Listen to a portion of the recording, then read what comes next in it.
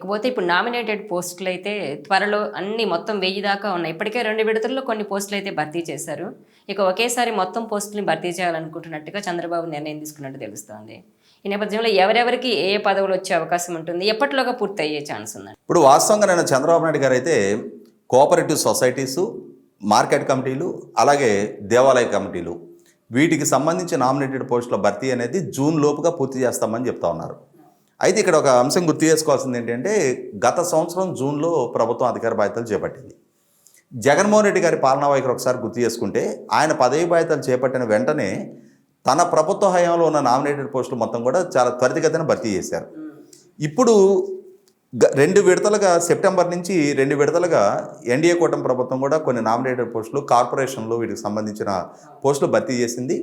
3వ విడత లిస్టు కూడా త్వరలోనే విడుదల చేస్తారని చెప్పని అంటున్నారు. ఎందుకంటే లోకేష్ గారు మొన్నే విశాఖపట్నంలో ఈ అంశం కూడా ప్రస్తావించడం జరిగింది. ఇదే సందర్భంలో మిగిలి ఉన్న నామినేటెడ్ పోస్టులు అంటే వివిధ మార్కెట్ యార్డులు, అలాగే టెంపుల్ కమిటీ లాంటి వాటిని కూడా, తర్వాత అర్బన్ డెవలప్మెంట్ అథారిటీస్ కూడా చాలా వరకు నియామకం చేశారు. ఇప్పుడు ఇంకా కొన్ని వేల పదవులు పార్టీ శ్రేణులకు దక్కడానికి నియోజకవర్గ స్థాయిలో అవకాశం ఉంది.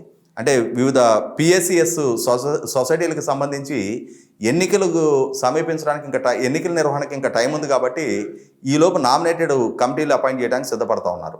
సహజంగానే రూలింగ్ పార్టీలో ఉన్న వాళ్ళకే అవి కేటాయించడానికి ఆస్కారం ఉంటుంది. ఇటువంటి పరిస్థితుల్లో సంవత్సర కాలం అంటే జూన్ లోపుగా అంటున్నారు చంద్రబాబు నాయుడు గారు. వీలైనంత త్వరితగతిన పూర్తి చేయాలని చెప్పని శ్రేణులు డిమాండ్ చేస్తున్నారు. ఎందుకంటే ఒక్కొక్కరికి ఒక 2 సంవత్సరాల పాటు అవకాశం కల్పించిన 5 సంవత్సరాల టెన్యూర్లో ఒక నియోజకవర్గంలో 3కి అవకాశం ఇవ్వడానికి ఆస్కారం ఉంటుంది. అటువంటిది ఇప్పుడు ఆల్రెడీ ఈ కాలయాపంతో సంవత్సర కాలం పూర్తయిపోతూ ఉంది. కాబట్టి ఇప్పటికైనా సరే ప్రభుత్వం త్వరితగతిన నిర్ణయం తీసుకొని వీలైనంత త్వరగా ఈ కమిటీలు కాన్స్టిట్యూట్ చేస్తే, అదే సందర్భం ఇప్పుడు ఏంటి, గతంలో తెలుగుదేశం పార్టీ శ్రేణులకి ఒకరికి దక్కడానికి ఆస్కారం ఉండేది.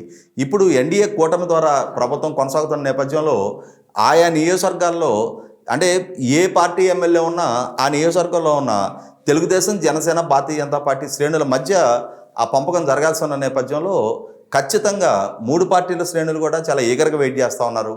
మరి ప్రభుత్వ పరంగా వీలైనంత త్వరితగతిన పూర్తి చేయాలని చెప్పని శ్రేణులు డిమాండ్ కూడా చేస్తూ ఉన్నారు. ఒక రకంగా ప్రభుత్వాన్ని నిందాపూర్వకంగా కూడా తమ నాయకత్వాన్ని సోషల్ మీడియాలో ఏగుతూ ఉన్నారు. మీకు పదవులు దక్కాయి, మా గురించి పట్టించుకోవట్లేదు అని చెప్పని. మరి ప్రభుత్వ పరంగా ఒక స్పష్టత ఇస్తున్నారు కాబట్టి రాబోయే 4-5 నెలల్లో పూర్తి చేస్తామని చెప్పని 4-5 నెలల పాటు కూడా కాలయాపన చేయకుండా వీలైనంత త్వరగానే ఆ పదవులు కేటాయించాలని చెప్పని శ్రేణులు డిమాండ్ చేస్తున్నారు. ఈ వీడియో మీకు నచ్చినట్లయితే please share, like and subscribe